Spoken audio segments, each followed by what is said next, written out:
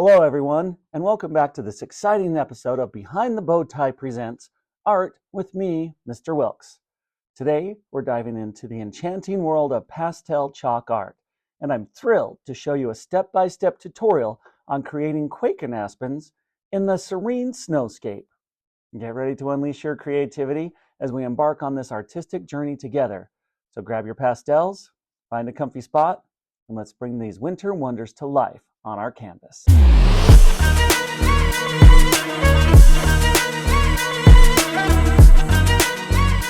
All right, our friends, let's get started with our project. You will need some pastel chalks. You can find those in stores. You can also find them at Amazon as well, and in the link below. You'll also need some paper. I've got some blue paper. I'm also going to do it on yellow today as well. The color doesn't matter. It's going to be out in the sunset or out during the morning sun. It's up to you. This is your picture. All right, let's get started. All right, with my paper, I want to make sure that I have it going landscape-wise. And on this particular lesson, we only need 3 colors. We need the white, we need the black, and we need a gray. All right, I'm going to start with my white. Now I want to do 3 trees this time, and we want to keep our numbers odd. So you could do 1 tree, 3 trees, 5 trees, however you choose, just make sure they're odd. But let's start with just 3 trees for today. Now we like to do those in groups of odd numbers because it makes the composition of your picture go better. Let's get started. So I'm going to decide where my tree is going to start. Now up here's the top, down here's the bottom. I'm going to start for this one right here. I'm going to go up and off my page, a straight line. Now my second one, it's going to be a little bit closer to me, so it's going to come down further. I'm going to draw it going straight up and off the paper as well. And then for my third one, maybe it's a little bit further up than the first one even. I'm going to put it right there. Now that I've got the white, I'm going to go to my shadow. And I'm going to choose the opposite color of white. Opposite color of white. What could that be? Go ahead and shout it out. What is the opposite color of white? Black is correct. So I'm going to take my black. I'm going to go right on the side of that white. I'm going to do it on the right side because my sun on my painting is coming from the left. I'm going to go straight up along that white. I'm going to do that on all 3 of my little trees that I've started. Up and off the paper. So notice, they go up and above to where my line of sight is, but I will see where they attach to the ground. All right, now I'm going to take my gray, and on the opposite side of the black, I'm going to do the gray. All right, I'm going to come right here. I'm going to go straight up with the tree. Up and off the paper. I'll do that with all 3 of them as well. Up and off the page. There we go. Okay. I'm going to take my handy dandy blending tool, my finger. Great tool. You can use it in your artwork. All right, I'm going to take it and I'm going to go the same way the tree grows. The tree doesn't grow left to right. It grows up and down. So I'm going to go up and down, just back and forth, all the way up and off. Do it on the next one, same thing. All the way up and off. And the last one, all the way up and off the page. Okay, so now it's story time. You're walking in the woods. You walk up and you see some trees in front of you. Now, as I'm looking at the tree, where my eye line is, the lines on this particular tree would be straight across.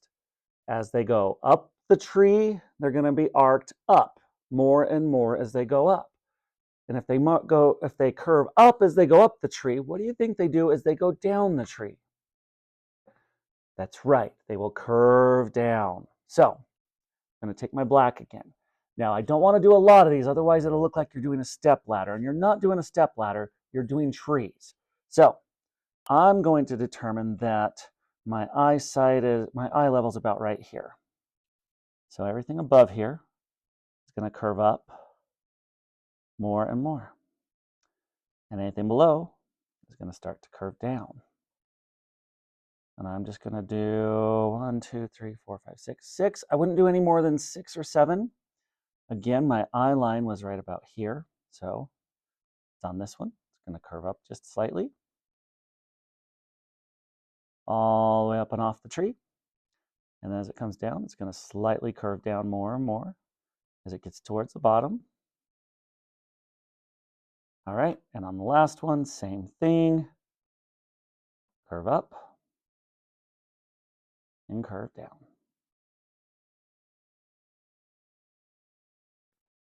All right, now we've got the trunks of our tree. We also notice on those trees, now these are in the winter, so there's not going to be any leaves, but we still have our branches. So I'm going to take my black and I'm going to draw some branches. Now again, we don't want to go overboard with the branches. I would say no more than 3 per tree. You can even do less.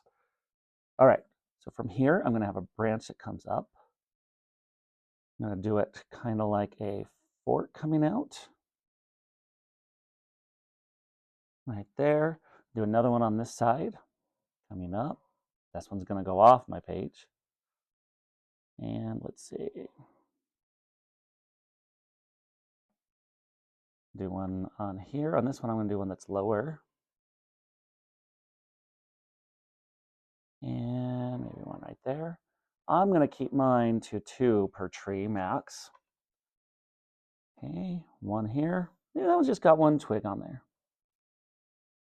This one's further up, so there we go. All right, now, same thing I did on my tree, I've got to do on the snow covering my tree, on the branches. So I'm going to go ahead and take my white next, and I'm going to put my white up on top.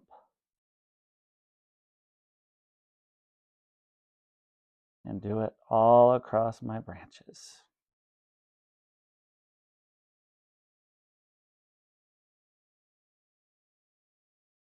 As you can see, as my black touches my white, it starts to give me that gray color that I had already done on my tree itself. Okay, gotta make sure I get all my branches.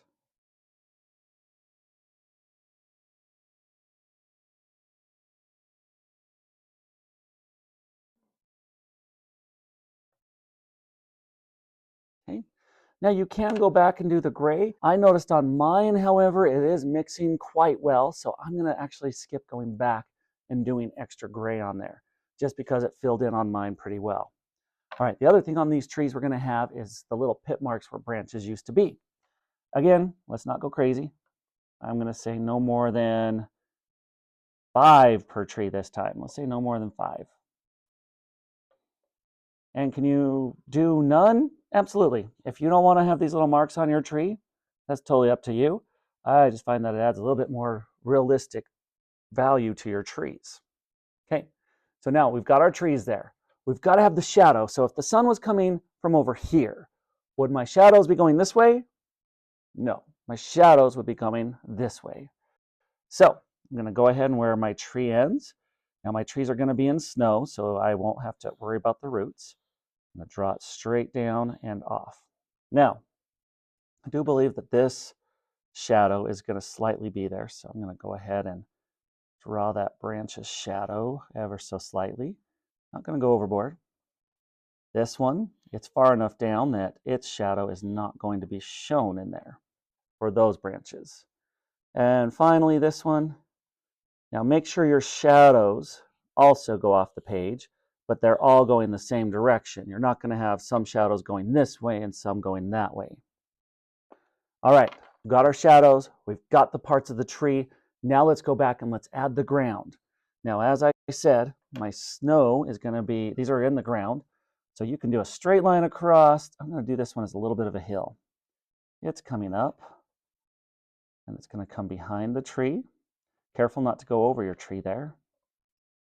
This one's clear up at the top and off the tree. Okay, then I'm going to shade it in. The rest of my snow. This is snow up in the woods. There's not a lot of traffic. It's your world, make it your own.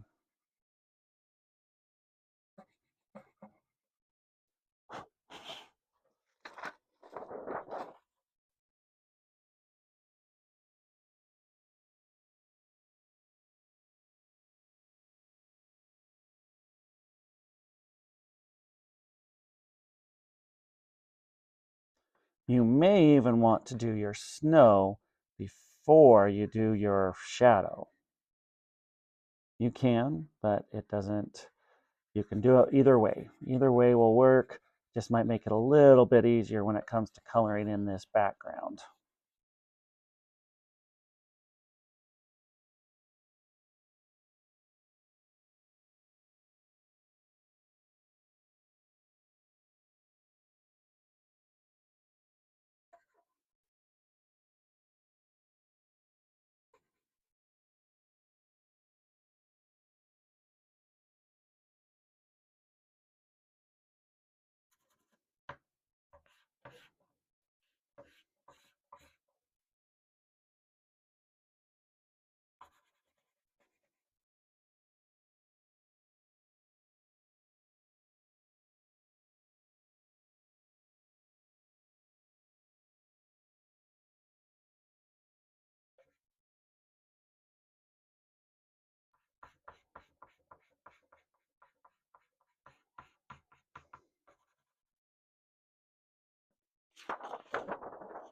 All right, and there you have it.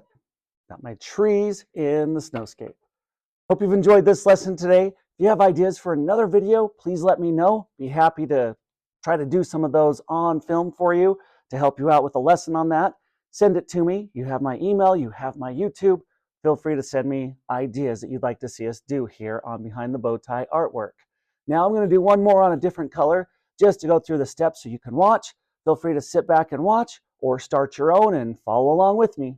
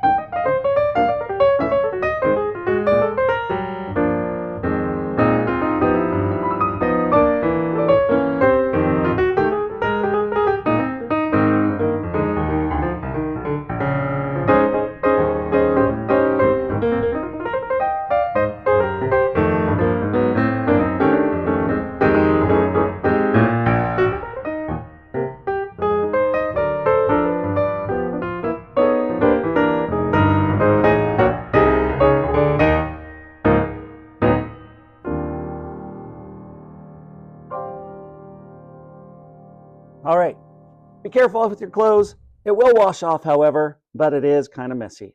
Have a great rest of your day. Please send me your creations. I can't wait to see them. And remember to join us next time for some more fun with art.